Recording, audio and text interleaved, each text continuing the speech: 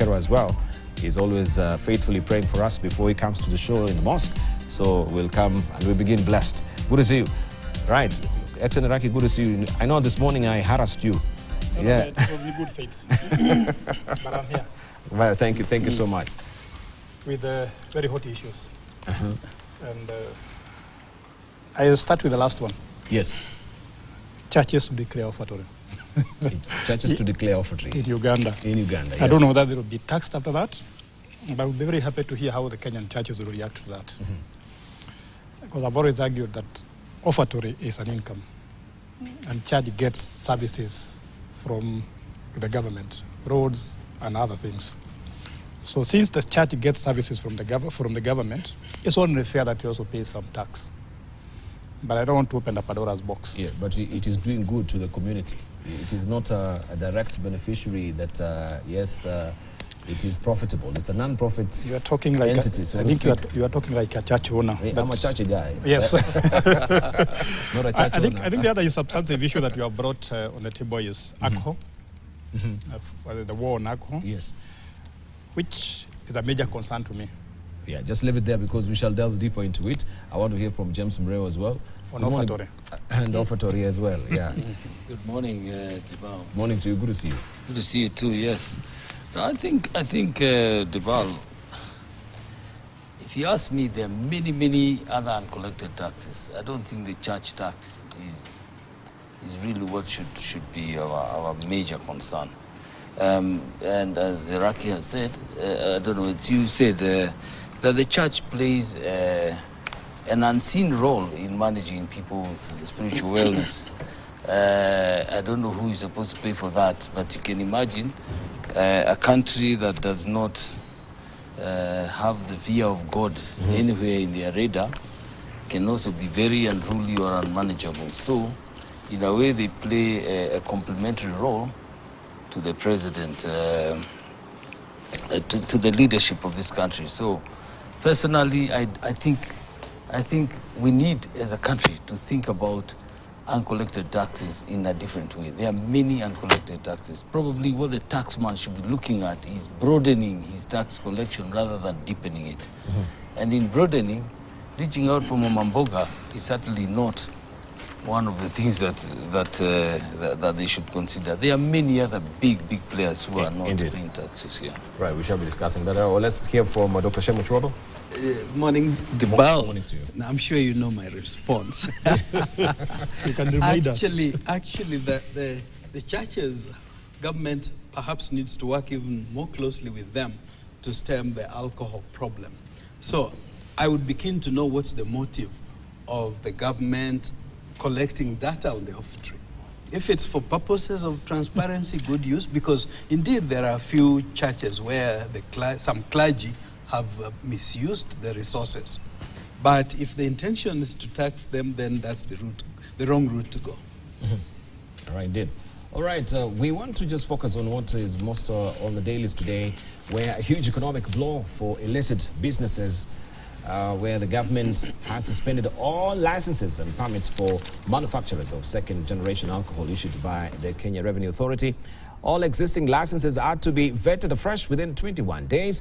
In a directive issued by Interior Cabinet Secretary Kithure Kindiki, all bars and joints dealing alcohol within residential areas and near schools should be shut down immediately. Landlords or premises owners will be deemed to have aided or abated the existence of such businesses and be held liable for renting out space for establishment of bars, wines and spirits. Our senior political affairs reporter Chris Tyro starts us off. The infiltration of illicit brews, drugs and substance abuse has not only been a thorn in the flesh for this administration, but to the society that continue to lose their loved ones due to the consumption of illicit brews.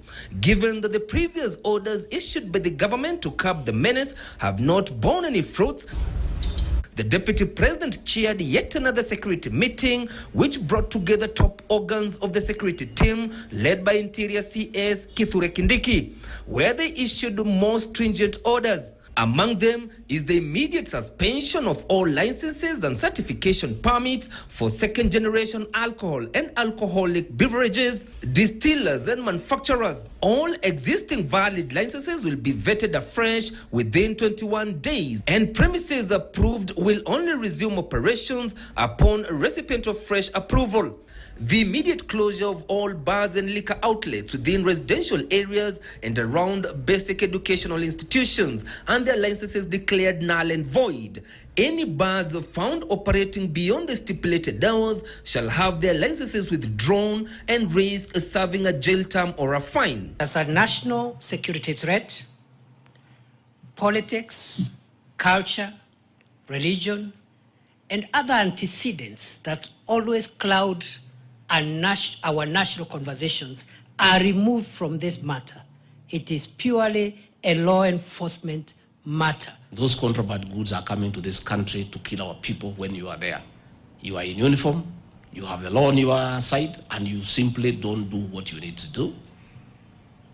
I'm telling you on behalf of the President and the government of the Republic of Kenya, it will not be business as usual.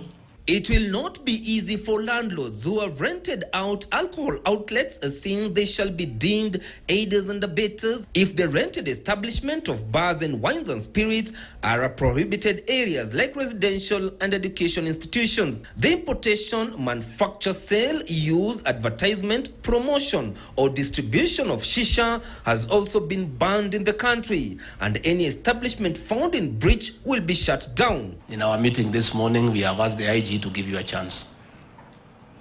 Many of us were of the idea that we need to make changes. But we have decided that you'll be given a chance, and I've decided to tell you publicly so that even the press here can hear. Ethanol, bangi must not come through our borders. Some of the measures, you will understand, are measures that will include government losing revenue, if that will help us save the nation. The government has also established a multi-stakeholder approach to strengthen surveillance, enforcement and compliance at all levels, led by the national government administrative officers with a daily report to the Interior CS. The team from Kajiado,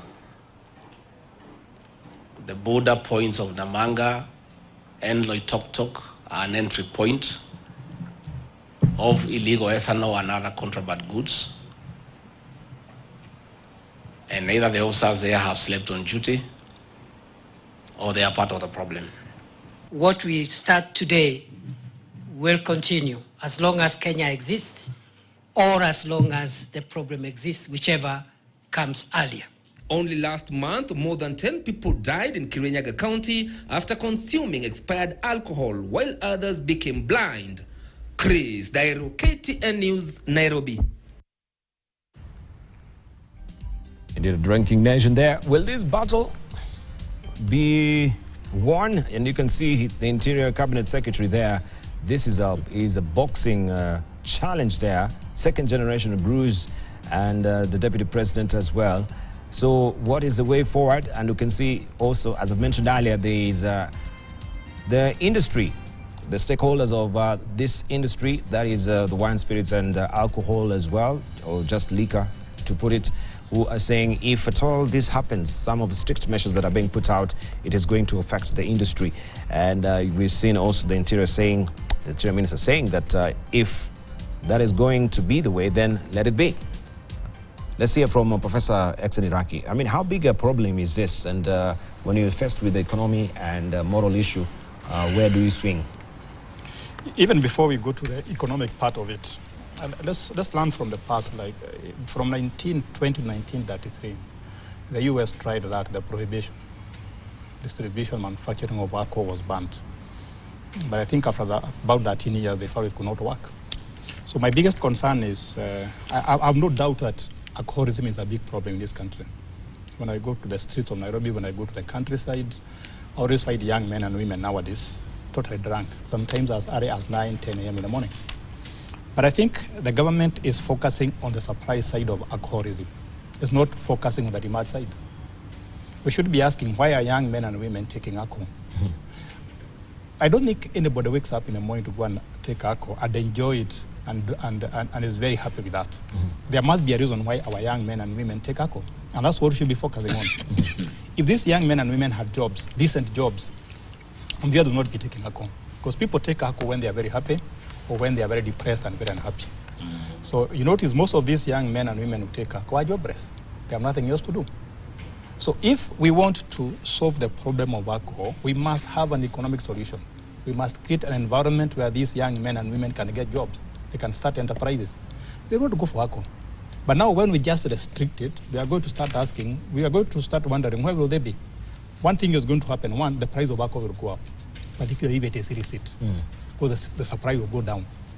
Number two is there might be worse things they are going to follow after, or to go after to entertain themselves. Because a lot of people take alcohol for entertainment. They are bored, they have nothing else to do. So if we had sports, for example, in every village, like EPL, so that people are having football, they're having netball, they're having other games to play. There are parks where you can walk and relax. I think this issue would be curbed. But just looking at the surprise part of it, we're not going to solve the problem. And the government is very blunt by saying they are going to lose revenue. That's okay. But a bigger question I would be asking is, this is not a problem that came yesterday. It has been there for almost 30 years. Where has the government been in good faith? Why have we made this problem? Why have we let this problem run out of hand? And it is interesting that everybody now is up in arms against it, which is very good. But the question we should be asking is, where have we been for all that time? Because if you let a problem become very big, it becomes very hard to resolve it. So I think it's a step in the right direction, but let's also look at the demand side of it. All right, we've been here before, to the law, we never really paid off. Are we also just dealing with a very, not really temporal, but a very deep underlying issue here that we could be dealing with and giving a band-aid solution with these measures, but the problem beneath is very systemic. There is a mental health issue, as you've said. There's a confluence of issues and factors that is contributing to this drinking menace that we are now facing as a country. And is this the right way to approach it?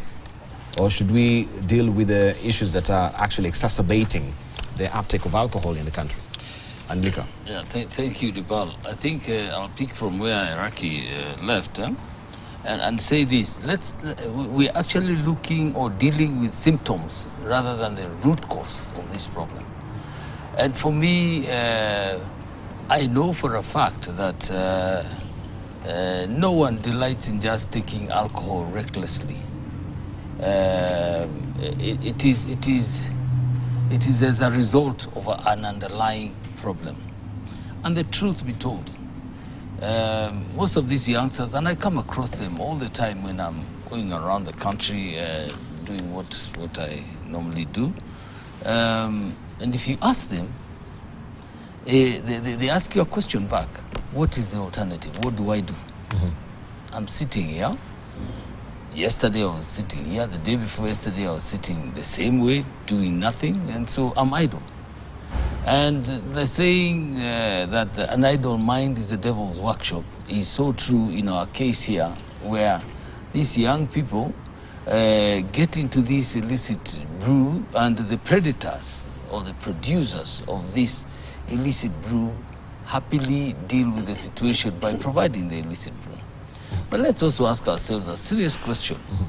Our forefathers used to drink. I know my late grandmother used to drink the local Muratina brew, which was brewed locally and was consumed in a very controlled manner, because it was for a ceremony, for a reason, for good reason.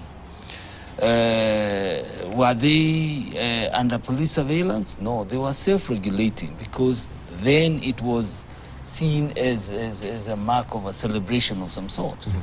And the mzee of the village, once in a while, will go and get his Muratina and take a hornful alone without any disturbance, and he relaxes, he enjoys his drink.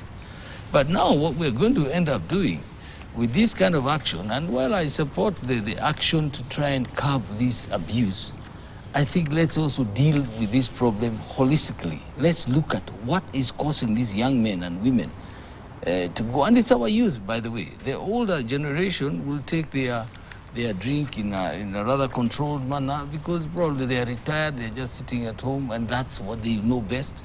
But the young people should be building this nation. And so for us as a country, we must be more worried about the aftermath of all this drinking. Will we have lost a whole generation to this? Or do we want to have a national dialogue about this and deal with these issues rather than react to them? Let's be proactive. Let's look at why are these drinking problems increasing, and is there an underlying factor? What's the situation about employment? What's the situation about how they kill time? Killing time could be through very active sports where a footballer can be identified by scouts. A good netballer, a good volleyballer can be spotted in the process of play.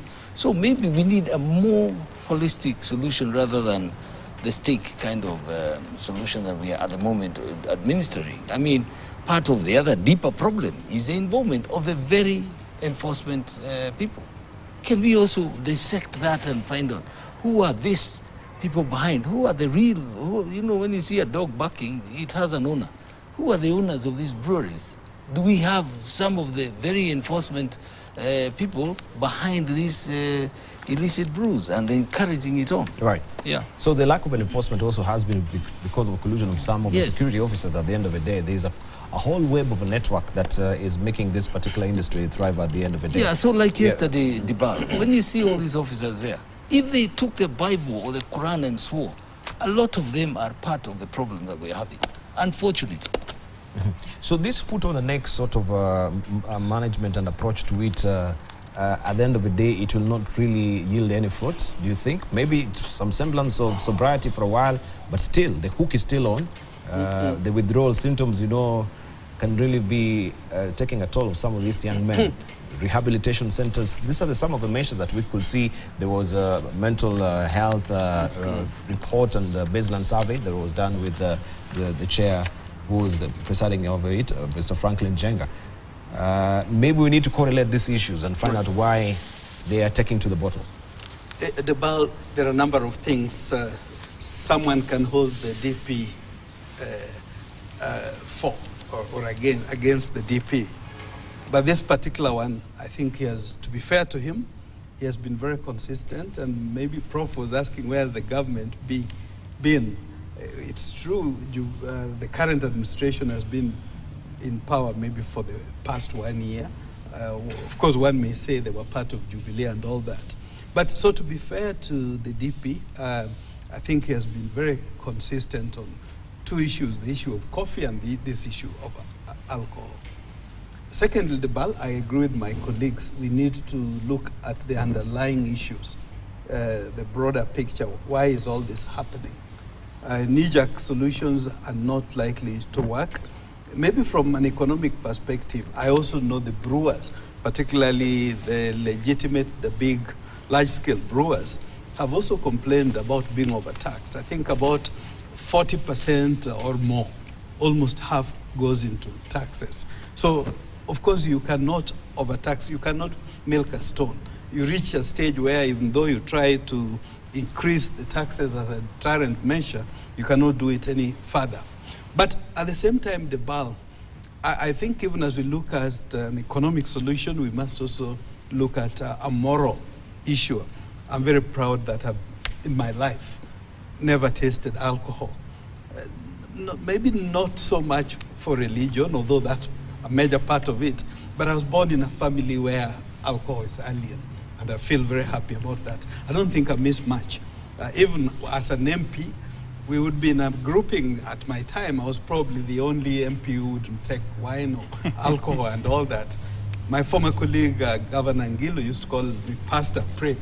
So, I really think there are certain values that we need to instill in our young people, that you don't lose a lot by not taking alcohol. But then I fully agree, let's also give alternatives. For me, the immediate alternative is, as government, this is claiming to be a digital government. Let's go e-gaming, let's go e-sports. Let the youth do more of that. Because if the issue is entertainment or passing time, that's a way of passing time, but even being gainfully engaged, because we know Kenyans like gambling. they could be making money even as they do that instead of alcohol.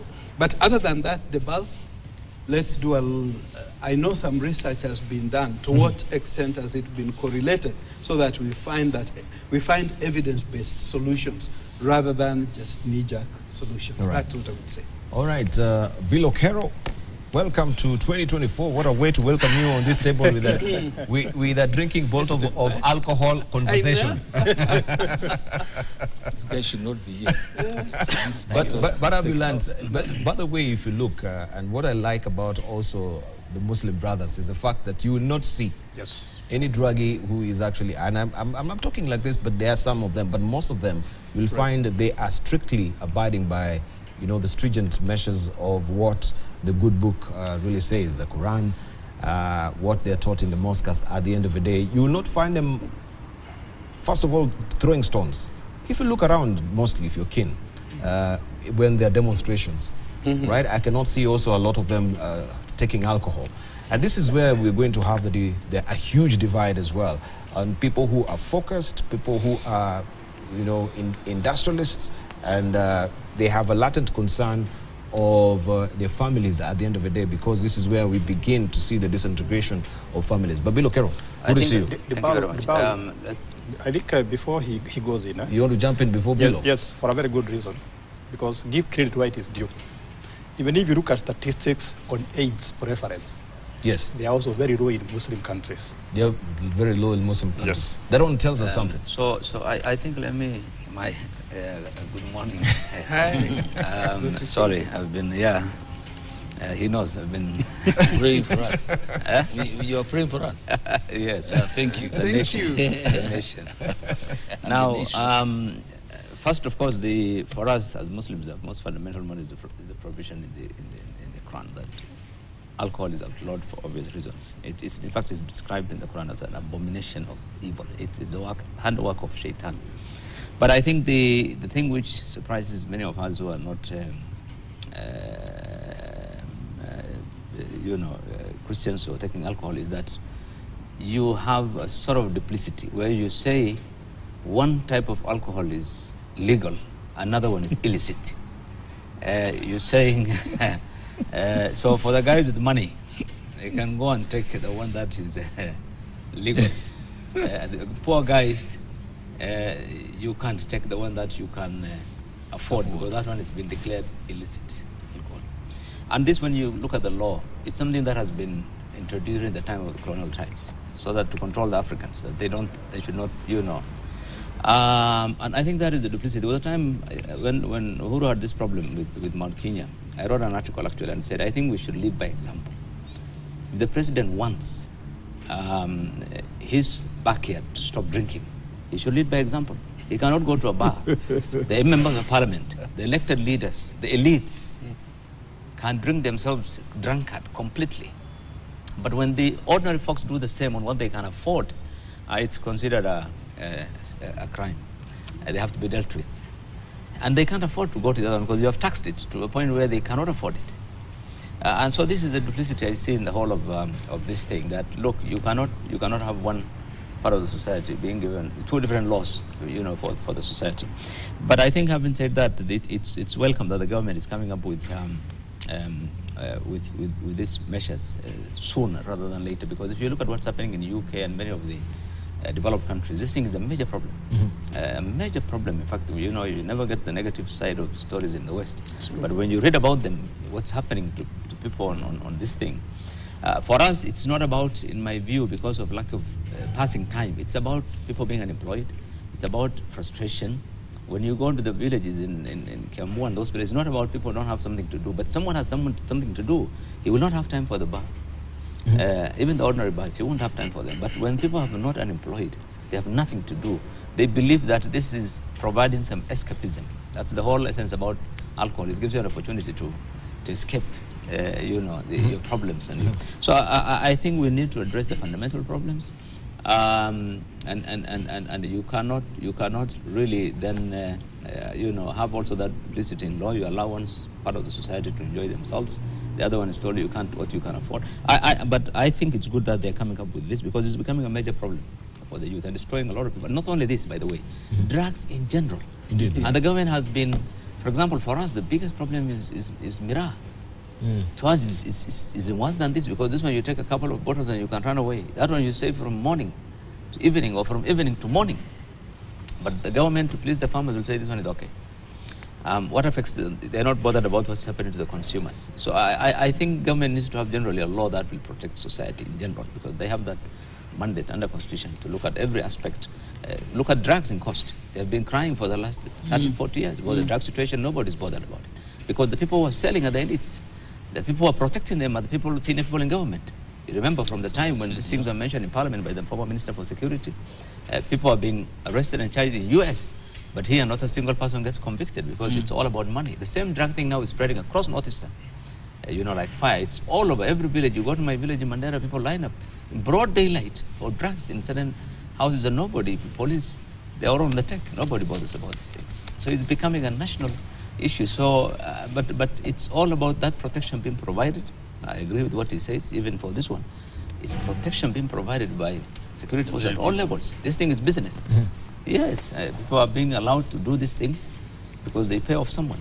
So in a society where corruption is there, lack of integrity is there, you don't expect these things to go away anytime soon. But I think the government should continue fighting.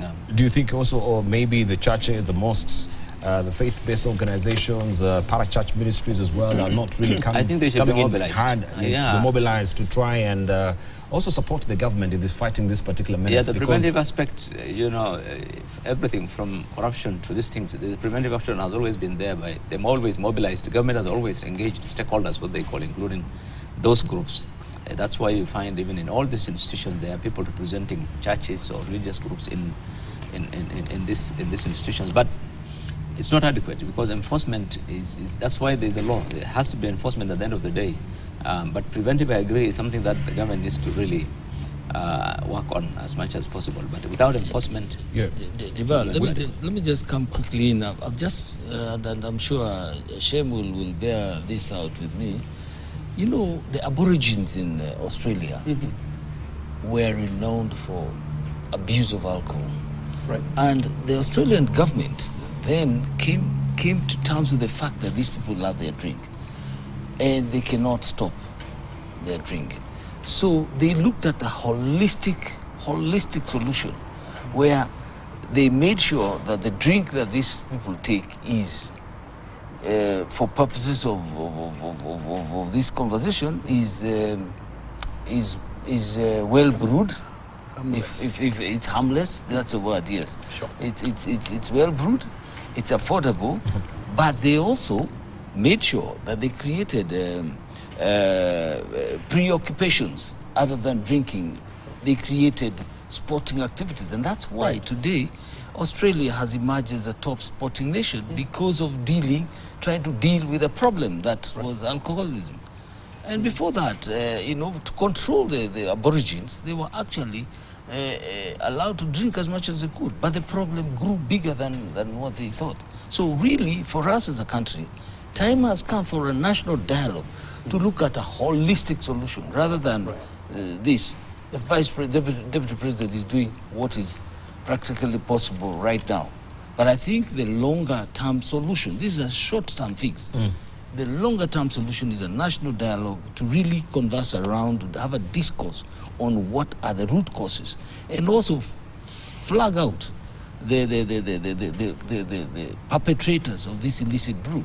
I mean, the bill has said, if you allow me to drink my Johnny Walker or my Glen, which is very expensive and which is highly taxed as well, that's what I can afford. What about the other person? Everybody has their standards. So unless we also again address even that, because if you look again, if you drive to Kitengela and see the whole highway, almost like 7-8 kilometers of littered with bars, it's booming business. Whether it's the right thing for a country, it's something else. There was a time we really must ask ourselves hard questions. Even for the bus, they had to control drinking hours. Must be after 5 hours. Yes. I think that control was also very important. I think it was during the time of Kibaki. They introduced those controls. It's important, even generally for everyone, to control even the hours and monitor. I think it's good.